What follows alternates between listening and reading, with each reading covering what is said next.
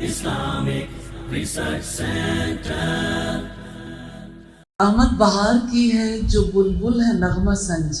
بہار کا موسم قریب قریب ہے. جب رجب کا مہینہ آتا ہے نا تو نیکیوں کی فصل بہار تک پہنچنے کے لیے بیج ڈالا جاتا ہے، کھیتی بوئی جاتی ہے.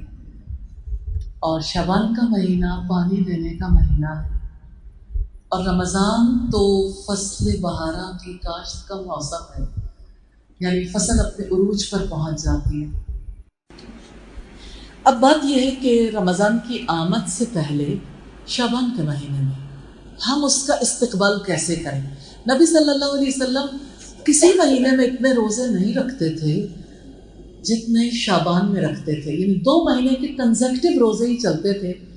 کچھ حدیث سے ہمیں پتہ چلتا ہے کہ اس مہینے میں سب سے زیادہ روزے رکھتے تھے، لیکن پورا مہینہ نہیں. تو اب صلی اللہ علیہ وسلم اس مہینے میں رمضان کی آمد سے پہلے کمر باندھ لیا کرتے تھے. تو روزے کی تیاری روزہ رکھنے سے، لیکن کچھ چیزیں اور، جیسے آپ ان دنوں میں اذکار زیادہ شروع کرتے ہیں، دعائیں زیادہ شروع کرتے ہیں، تلاوت قرآن زیادہ شروع کر دیں. اسی طرح سے نیکی کے کام، جیسے آپ ضرور سوچیں کن لوگوں کو ہم نے روزے افطار کرانے ہیں، کن لوگوں کو ہم نے روزے رکھوانے ہیں، راشن ڈلوانے کے لیے، لوگوں کی ہیلپ کے لیے. سب سے پہلے اپنے خاندان میں دیکھیں، اپنے قریبی لوگوں میں دیکھیں. زکوٰۃ ضرور دے دیں، تو اپنی ہر چیز کا حساب کتاب ضرور لگائیں. جو اللہ کا حق ہے اسے ضرور نکالیں. ان دنوں میں چھوٹی سے چھوٹی چیز سے لے کے بڑی سے بڑی چیز صدقہ کرنے کی کوشش ضرور کریں. ریلی اگر آپ اپنے وارڈروبس کا جائزہ لیں گے تو آپ کو گرمیوں کے کپڑوں میں سے ایسے ملیں گے جو آپ شاید سارا سیزن بھی نہ پہنیں، اس امید پہ رکھے میں شاید کسی وقت پہن دیں.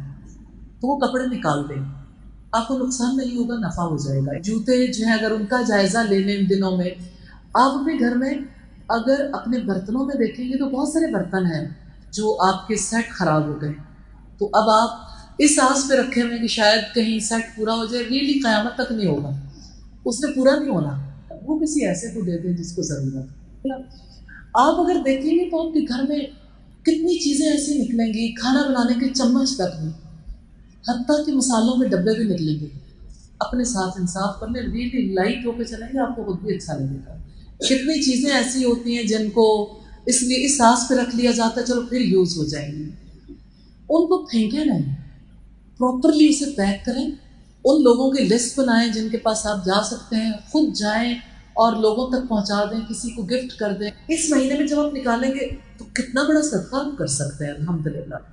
تو آپ ان کاموں کو بھی رمضان کی آمد سے پہلے کریں.